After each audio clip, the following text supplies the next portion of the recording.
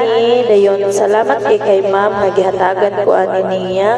So nindot kay siya para nako dayon. Karon dili pa jud ko vlogger, dili pud ko content.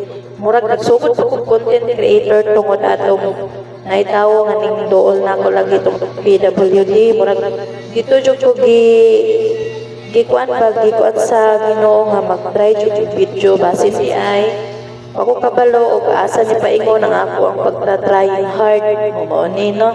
So i-flex na ko ni naihatag na ko na hello sa imo ha ma'am. So thank you kaayo nga imo akong gitagaan ani nga butang lipay kay ko og dako ni katabang sa kuha.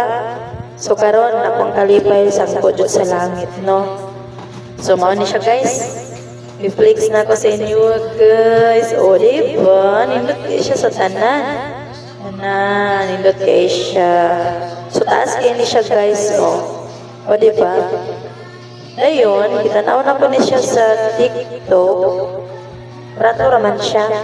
Then apo siya mahal. Klase-klase lang siya ba na siya mahal. Apo siya brato. Ayun. So, bisan brato man ni siya, appreciate kini nako kay ngano gihatag ginaitaw nag-effort sa kuha na wapud nako na maha.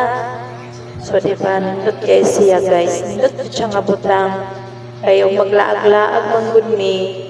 Ako kay hilig man og selfie, video, maamis man jud ko sa mga lugar.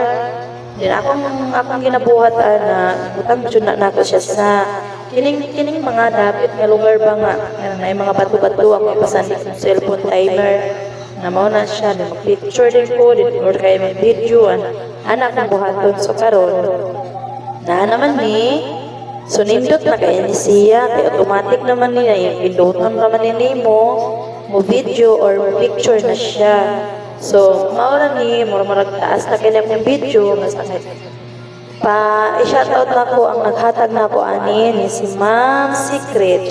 Ma'am Secret lang muna ha kasi ana man siya nga sa daw na ko i-flex ang iyang pangalan. So respect mo na si Inday Bisaya kay may request na naghatag. Thank you sa imo ha ma'am. Thank you. Nalipay ko nga imo kong gitagaan. Unta more blessing. God bless you all family. Thank you guys. So maora ni siya. See you to the next video.